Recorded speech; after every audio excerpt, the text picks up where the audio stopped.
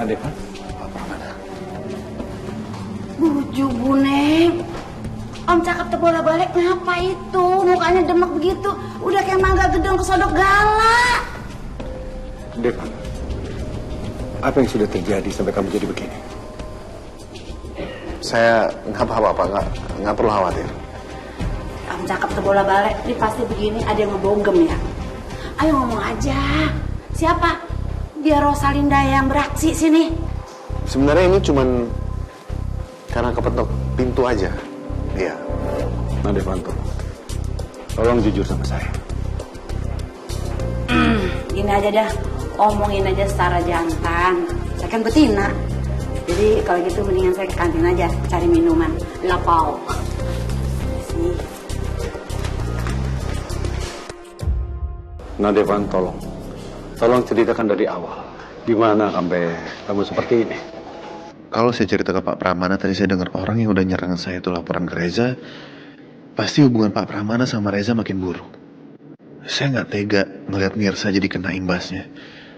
Ya meskipun saya sangat mencintai Mirsa, saya nggak mau memanfaatkan keadaan seperti itu. Nadevan?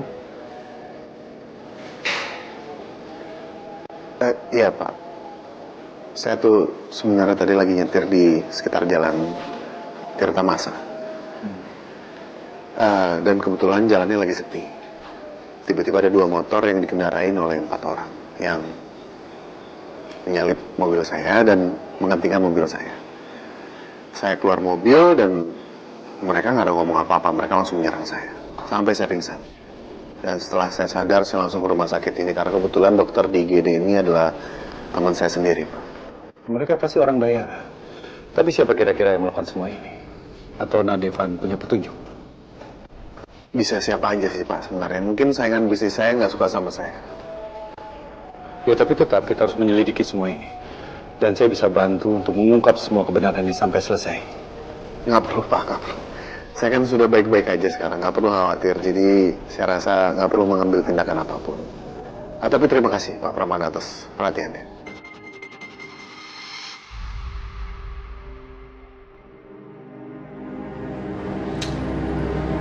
Gimana sayang? Pusing aku mah. Belakangan ini Mas Radit selalu pulangnya malam dan ditelepon selalu nggak diangkat. Mungkin Radit masih sibuk ngurusin Kenzo. Ya iya, tapi harusnya dia nggak tiap hari dong mah ke apartemennya Ranti untuk ngurusin Kenzo. Maaf Neng, makan malamnya teh mau disiapin Bibi sekarang? Nanti aja, Bi. Oh ya, ada papa? Papa teh tadi pergi buru-buru banget, tapi sampai sekarang teh belum pulang. Pasti ngurusin Mirsa.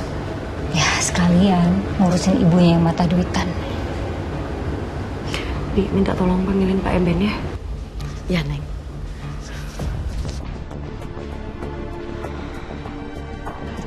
Pusing aku mah. Ditelepon gak diangkat-angkat, tapi aku pengen ketemu sama Mas Radit. Gimana caranya coba aku nyamperin dia? Ya udah kamu sabar dulu ya sayang ya. Coba sekarang kamu telepon sekretarisnya Radit. Mungkin aja dia tahu Radit pergi kemana.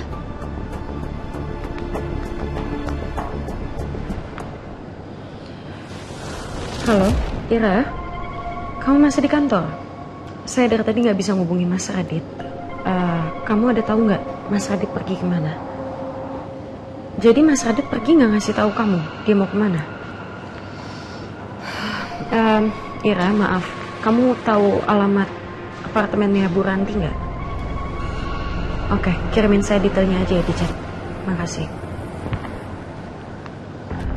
Aku mau nyamperin Mas Radit ke sana, Ma. Ya udah mama temenin ya. Nggak usah, aku sendiri aja. Hati-hati ya sayang. Maaf, Bu Karina panggil saya. Pak Eben, tolong siapin mobil ya. Saya mau pergi. Baik, misi Bu. Ya udah, Ma. Aku siap-siap dulu ya. Iya sayang. Ya, mau ikut, mau lihat keseruan, malah nggak boleh. Ya udah.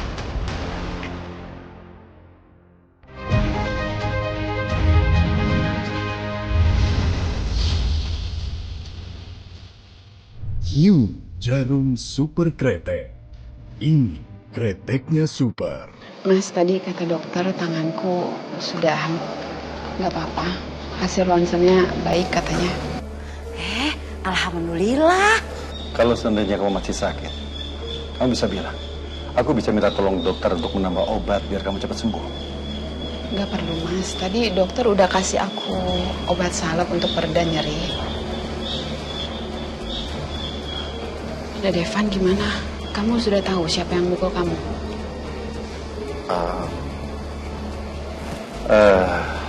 Devan sudah sampaikan sama aku kalau itu disebabkan karena persaingan bisnis saja. Jadi mungkin pelakunya adalah saingan bisnisnya Devan. Ya Allah, lain kali hati-hati Nak Devan. Pasti, Bu. Terima kasih. Semuanya saya pamit duluan ya. Assalamualaikum. Waalaikumsalam. Sian banget itu ya. Om cakep terbola-balik. Orang mukanya mulus-mulus jadi demak begitu. Tapi masa iya sih? Saingan bisnisnya udah kayak ABG. Pakai nyerang segala kayak orang berebut pacar. Ya. Canda. Desi, biar aku antar. Iya, Mas. Ayo, Pak.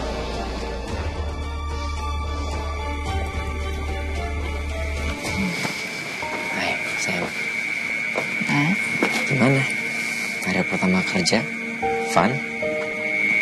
ya lumayan. Berat ya jadi direktur pemasaran? Tergantung gimana kita ngejalaninnya aja. Ya, yang penting aku udah bisa ngelewatin hari pertama, walaupun masih banyak kekurangannya. Berarti kamu butuh yang manis-manis.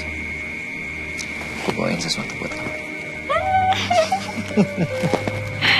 Makasih, Mas. Kita jalan dulu ya, biar kamu agak lega aja. Dan sampai rumah nanti kamu udah lebih tenang. Terus gimana tadi? Tadi aku udah sempat meeting sama staff-staff di bagian marketing, sama karyawan-karyawan yang lain juga. Oh, berarti mereka senang banget dong ya. Karena direktur pemasaran sekarang cantik banget. Kamu bisa aja.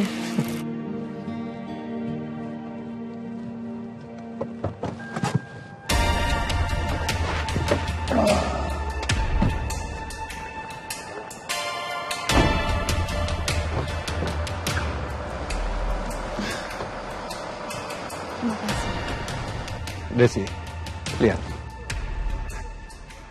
Ada Reza di sini.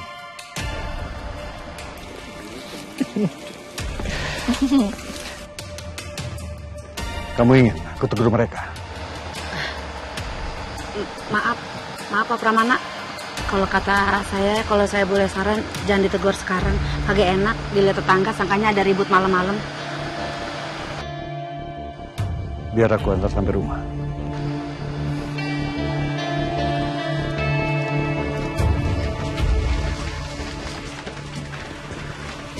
Positif. Saya mau bicara sebentar sama Desi. Silakan Pak Pramana. Kalau gitu saya masuk ke dalam aja ya. Oh, saya titip tas saya ya. Terima kasih, Pak. Ayo Desi.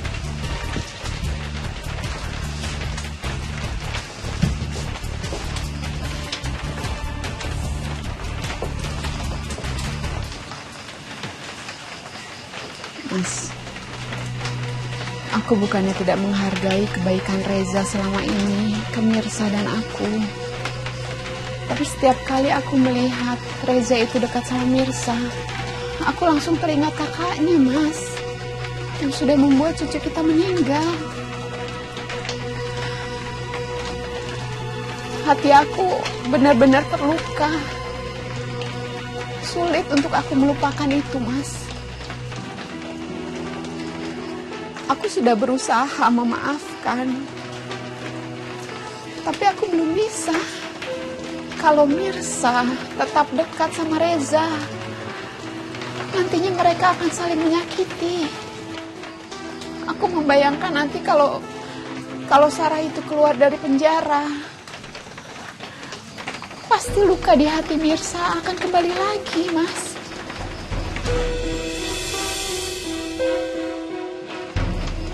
Jujur, aku tidak tega melihat Reza dan Mirsa. Aku tahu mereka berdua saling mencintai.